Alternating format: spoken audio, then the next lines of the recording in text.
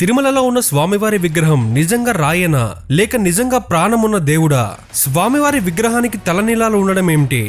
ఎందుకు లక్షలాది మంది భక్తులు తిరుమల దర్శనం చూసిన వెంటనే కళ్ళల్లో నీళ్లు పెట్టుకుంటారు?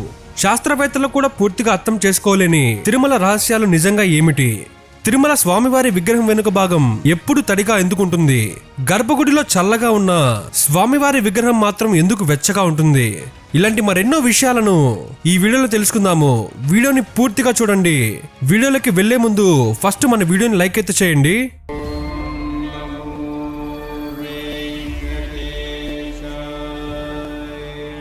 భూమిపై వేలాది దేవాలయాలు ఉన్నాయి, కానీ ఒక దేవాలయం ఉంది. అక్కడికి వెళ్లిన ప్రతి మనిషి ఏదో ఒక అజ్ఞాత శక్తిని అనుభవిస్తాడు. అదే తిరుమల శ్రీ వెంకటేశ్వర స్వామి ఆలయం. శ్రీ వెంకటేశ్వర స్వామి విగ్రహం గురించి వెంకటాచల మహత్యం అనే పుస్తకంలో ఒక శ్లోకంలో ఇలా చెప్పబడింది: నా కృతం దైవ సంగైచ్ఛ, నా కృతం విశ్వకర్మణ, స్వేచ్ఛయ కృతమే తత్తు తత్రే చారూపం విరాజితం అని వెంకటాచల మహత్యం చెప్పే ఈ శ్లోకం ఒక అద్భుతమైన సత్యాన్ని ప్రకటిస్తుంది.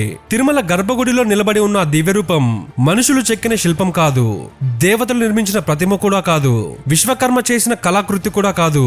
భక్తుల కోసం స్వయంగా శ్రీ మహావిష్ణువు తన సంకల్పంతో ఆ రూపంలో ప్రత్యక్షమై నిలబడ్డాడు. అందుకే తిరుమలలో మనం చూస్తున్నది ఒక రాయి విగ్రహం కాదు. కలియుగంలో భక్తులు పిలుపు విన్నప్పుడు వెంటనే దర్శనం ఇవ్వడానికి భూమిపై నిలబడి ఉన్న శ్రీనివాసుడే. ఆ గర్భగుడి ముందు నిలబడి ఒక్కసారి గోవిందా గోవిందా అని పలికితే కళ్ళల్లోకి తెలియకుండానే నీళ్లు చేరుతాయి. ఎందుకంటే ఆ క్షణంలో మన హృదయం గుర్తిస్తుంది, మన ముందున్నది విగ్రహం కాదు, సాక్షాత్తు భక్తులను కాపాడడానికి వెంకటాద్రి మీద నిలబడి ఉన్న శ్రీ వెంకటేశ్వర స్వామి. ఆ దేవాలయం తిరుమల శ్రీ వెంకటేశ్వర స్వామి ఆలయం. రోజుకు లక్షలాది మంది ఒక్క చూపు కోసం గంటల తరబడి వేచి చూస్తారు. ఎందుకంటే వారికి ఒక నమ్మకం ఉంది, తిరుమలలో ఉన్నది రాయి కాదు, సాక్షాత్తు కలియుగ ప్రత్యక్ష దైవం. ఇప్పుడు స్వామివారి గురించి చాలా మందికి తెలియని 21 ఆశ్చర్యకరమైన నిజాలు తెలుసుకుందాము. మొదటిది, తిరుమల స్వామివారి విగ్రహం మనుషులు చెక్కింది కాదని సంప్రదాయం చెబుతుంది. స్కంద పురాణంలోని వెంకటాచల మహత్యం ప్రకారం శ్రీ మహావిష్ణువు భక్తుల కోసం స్వయంగా వెంకటాద్రి మీద ప్రత్యక్షమయ్యాడు. అందుకే దీనిని స్వయంభు విగ్రహం అంటారు. రెండవది, వెంకటాచలపై ఉండే తిరుమల కొండకు ముందు ఆదివరాహ క్షేత్రం అని పేరు. చాలా చరిత్రకారులు చెబుతున్నది ఏమిటంటే తిరుమల ఆలయం చరిత్ర కనీసం 2000 సంవత్సరాల పైగా ఉంటుంది. సంఘం సాహిత్యంలో కూడా వెంకటాద్రి గురించి ప్రస్తావన ఉంది. మూడవది, పూజారులు చెప్పిన ఒక విశేషం, స్వామివారి విగ్రహంపై సహజమైన జుట్టు ఉంటుంది. ఆ జుట్టు చాలా మృదువుగా ఉంటుంది. నాలుగవది, స్వామివారి విగ్రహం వెనుక భాగం ఎప్పుడు తడిగా ఉంటుందని చెబుతారు. ఎందుకు అనేది శాస్త్రవేత్తలకు కూడా పూర్తిగా తెలియదు. ఐదవది, గర్భగుడిలో ఉష్ణోగ్రత చాలా చల్లగా ఉంటుంది. కానీ పూజారులు చెబుతున్నది ఏమిటంటే స్వామివారి విగ్రహం మనిషి శరీరంలా కొంచెం వెచ్చగా ఉంటుందని. తిరుమల స్వామివారి విగ్రహం సుమారు 9 నుంచి 10 అడుగులు ఉంటుంది. కానీ ఆ విగ్రహం బరువు సరిగ్గా ఎంత అనేది ఎవరు ఖచ్చితంగా చెప్పలేరు. స్వామి ముఖానికి అంత పెద్ద తిరునామం ఎందుకు పెడతారంటే స్వామివారి కళ్ళల్లోని శక్తి సాధారణ మనుషులపై పడితే ఆ తేజస్సును ఎవ్వరూ తట్టుకోలేరు. లలిత సహస్రనామంలో చెప్పినట్లుగా స్వామి బాలస్వరూపం అంటే అపారమైన శక్తి రూపంలో ఉంటాడు. కాబట్టి ఆయన కడగంటి చూపు మాత్రమే మనపై పడేలా ఆ నామాన్ని పెడతారు. ఏడవది, ఛాతిపై ఉండేది భృగు మహర్షి కాలుతో తనన్న గుర్తు అంటే శ్రీవత్సం. కానీ స్వామివారికి జరిగిన గాయం అనగానే అందరికీ గుర్తొచ్చేది గడ్డం మీద ఉన్న గాయం. అనంతాల్వార్ స్వామివారి గడ్డంపై గుణపంతో కొట్టడం వల్ల ఆ గాయానికి పూజారులు రోజు పచ్చకర్పూరం పెడతారు. ఎనిమిదవది, స్వామివారికి శుక్రవారం వేసిన పచ్చకర్పూరపు నామం వారం రోజుల పాటు చెక్కు చెదరకుండా అలాగే ఉంటుంది. ఇది ఒక అద్భుతం కదా. తొమ్మిదవది, స్వామివారి విగ్రహం దగ్గర అద్భుతమైన సువాసన వస్తుందని పూజారులు చెబుతారు. పదవది, గర్భగుడిలో వెలిగే దీపం ఎప్పటి నుంచో వెలుగుతోంది. అది ఎప్పుడు మొదలైందో చరిత్రలో స్పష్టంగా లేదు. 11వది, కొంతమంది పూజారులు చెప్పిన అనుభవం, కొన్నిసార్లు గర్భగుడిలో పాదాల శబ్దం వినిపిస్తుందని చెప్తారు. ఇది ఎంతవరకు నిజమో తెలియదు. 12వది, తిరుమలలో మొత్తం 7 కొండలున్నాయి. వాటిని ఆదిశేషుడు 7 తలలుగా భావిస్తారు. 13వది, వెంకటాచల మహత్యం చెబుతుంది వెంకటాద్రి సమం స్థానం బ్రహ్మాండే నాస్తి కించన అంటే ఈ విశ్వంలో వెంకటాద్రి వంటి పవిత్రమైన స్థలం లేదు.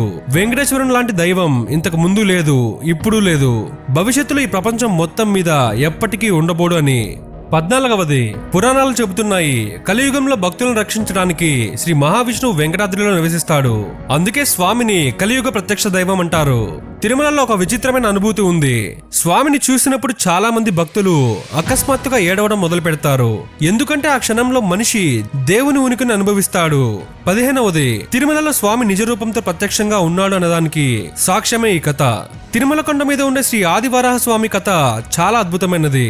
పురాణాలు చెప్పేదాన్ని బట్టి వెంకటేశ్వర స్వామి వారు వైకుంఠం నుంచి భూలోకానికి వచ్చినప్పుడు అప్పటికే ఆ కొండ ఆదివరాహ స్వామి వారి నివాసంగా ఉండేది. వెంకటేశ్వర స్వామి వారికి తల దాచుకోవడానికి చోటు లేకపోవడంతో ఆదివరాహ స్వామి వారిని అభ్యర్థించి 3 అడుగులు నేల సాయం అడిగారు. వరాహస్వామి వారు చోటు ఇవ్వడానికి ఒప్పుకుంటూ ఒక షరతు విధించారు. ఇక్కడికి వచ్చిన భక్తులు ముందు నన్ను దర్శించుకొని నాకు నైవేద్యం పెట్టిన తర్వాతే నిన్ను దర్శించుకోవాలని. దీనికి స్వామివారు అంగీకరించడంతో వరాహస్వామి వారు తన పరివారంలో ఉన్న వకులాదేవిని పిలిచి స్వామివారికి తోడుగా ఉండమని నియమిస్తారు. వకులాదేవి మరెవరో కాదు, ద్వాపర యుగంలో కృష్ణుడిని పెంచిన తల్లి యశోదాదేవి. కృష్ణలీలలన్నీ చూసిన యశోదాకి కృష్ణుడి కళ్యాణాన్ని కన్నులారా చూసే భాగ్యం అప్పుడు దక్కలేదు. ఆ కోరికను తీర్చడానికి శ్రీ మహావిష్ణువు తిరిగి వెంకటేశ్వరుడిగా అవతరించినప్పుడు వరాహస్వామి ఆమెను తల్లిలాంటి ప్రేమ చూపించడానికి మరియు వంట పనులు పర్యవేక్షించడానికి సాయంగా పంపారు. అలా వకులమాత తిరుమలలో స్వామివారికి తోడుగా ఉండి పద్మావతి దేవితో ఆయన కళ్యాణం జరిపించడంలో ముఖ్యమైన పాత్ర పోషించింది. అందుకే తిరుమలలో ఇప్పటికీ ముందు నైవేద్యం వరాహస్వామి వారికే పెడతారు. అలాగే స్వామివారి పోటు దగ్గర వకులమాత సన్నిధి ఉంటుంది. 16వది, గర్భగుడిలో ఎప్పుడు ఒక నిశ్శబ్దం ఉంటుంది.